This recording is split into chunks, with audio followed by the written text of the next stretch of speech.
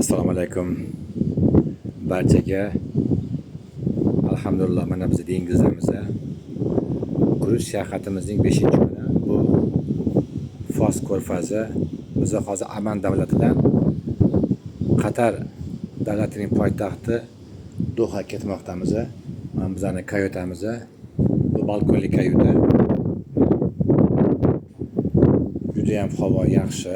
Bu kemani eng oldi va eng baland qismidagi kayuta bo'ladi. Mana biz oldida ketamiz. Mana kema oldinga qarab ketyapmiz. Bizning pastimizda kapitanlar o'tiradigan joy. Mana chap tomonda Aman qolib ketdi. Biz to'g'ri ketyapmiz. Xudo xolasa, ham bitta kichkina kemalar bor ekan. Turli yuk tashuvchi yoki baliq ovlash kemalari bo'lishi kerak. To'g'ri bilan kemalar ko'p va bepoyon dengiz. Havo juda ham zo'r. O'zi aslida eng toza havo dengizda bo'ladi. Ko'plar o'rmonda deyshadi, yo'q, tog'da deyshadi, yo'q. Eng toza havo dengizda. Shunaqangi toza havo kelyapti, ham foydali. Dengiz havosida juda ham shifobaxsh tabiiy moddalar bor.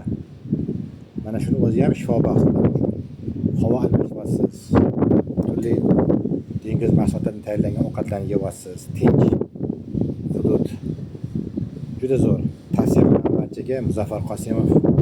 Telefonim 90 Osiyo, Yevropa, Amerika, Latin Amerikasi bo'ylab juda ko'p sayohatlarimiz bor. Asosan kruiz sayohatlari. Murojaat qilinglar. Mana shunday kruizlarga borishga eng arzon narxlarda borishga muvaffaq bo'lasiz. Albatta kruiz sayohati manfaatli sayohatdir. Ham dam olasiz, ham davolanasiz. Mana qarang, bepoyon dengiz.